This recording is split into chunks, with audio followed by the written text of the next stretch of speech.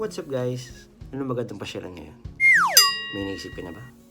Saan mo tayo mamamasyal ngayon? Palagay mo, anong susunod na pasyalan natin ngayon? Ano ang susunod na sasaliksikin natin ngayon? Sa kultura ba? Tradisyon o history? Sama-sama tayo dyan. Kita-kits.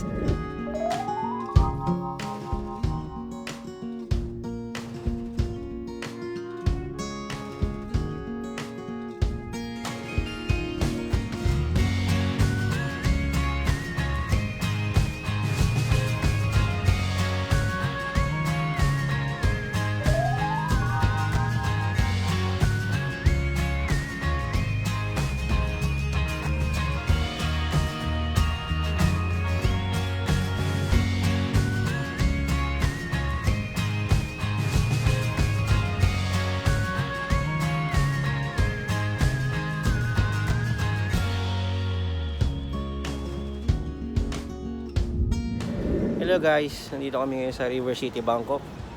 Ito yung meeting place namin ngayon para sa susunod na destination natin. Mamasyal tayo ngayon. Ewan ko kung saan tayo pupunta, basta samahan nyo na lang kami. Okay, see you. Kita-kits.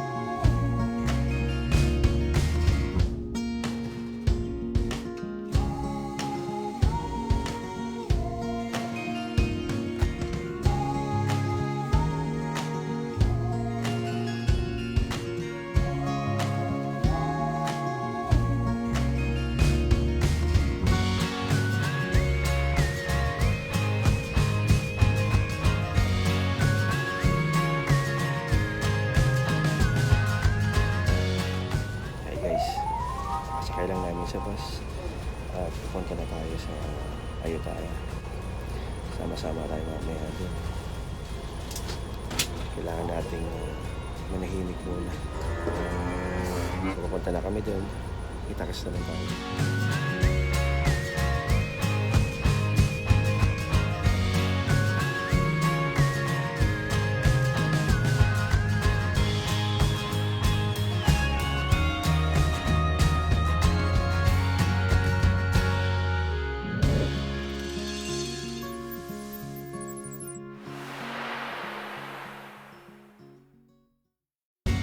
Bang Pa-in Palace date back to the 17th century when King Prasatong built a palace here. Historians don't know whether the palace was still used when Ayutthaya fell in 1767, but contemporary records from the early 1800s revealed the site had been abandoned. Bang Pa-in was given a new lease of life as a summer palace during the reign of King Mongkut in 1851 to 1868. But it was his son King Chulalongkorn who would really establish Bang Pa-in as the palace that can be seen today. Most of the structures at Bang Pa-in were built in between 1872 to 1889.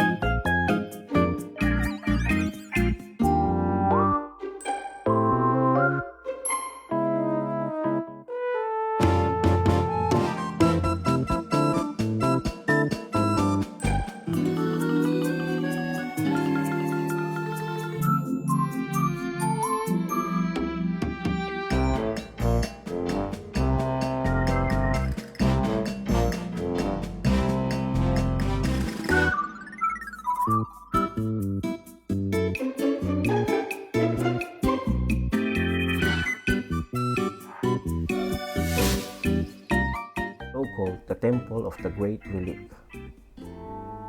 was one of the most important temples in Ayutthaya Kingdom.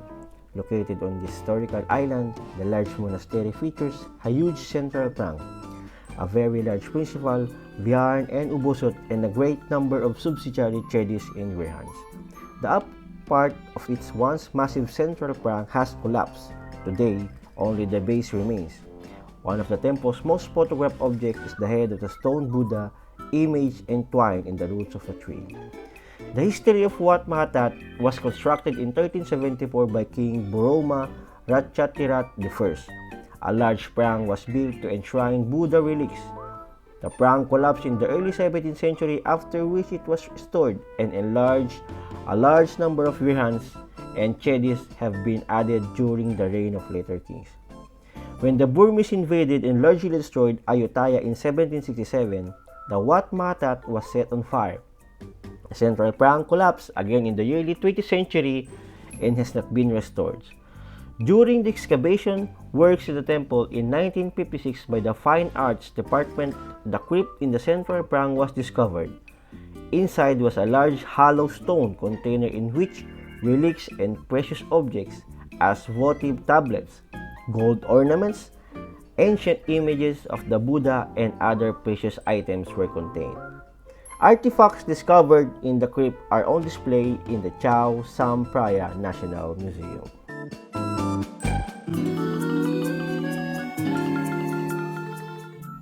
The stone Buddha head entwined in tree roots at Wat Mahatat, Ayutthaya, is one of the classic photographic images from Thailand.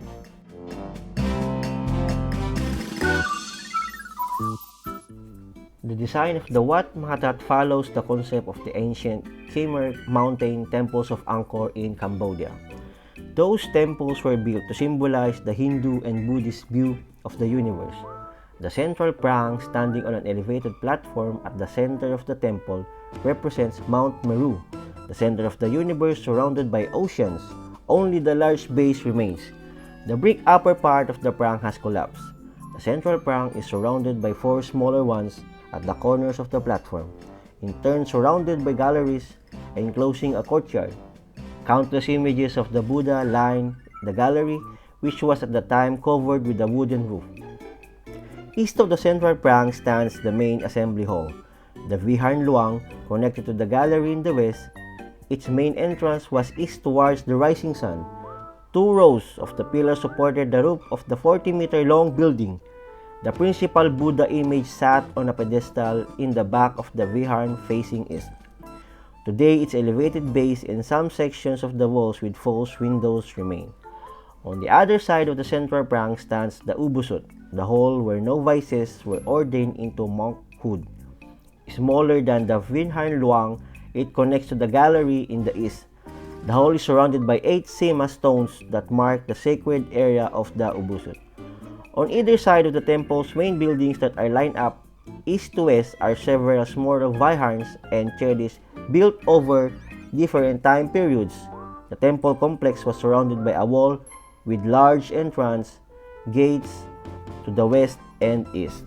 As I wandered the many temple ruins around Ayutthaya, one ubiquitous them kept popping up. With very few exceptions, every single surviving Buddha statue there were hundreds was headless. After speaking to several Thai guides, I was pretty disappointed to find out what happened. The heads had been lopped off by looters and sold to private collectors.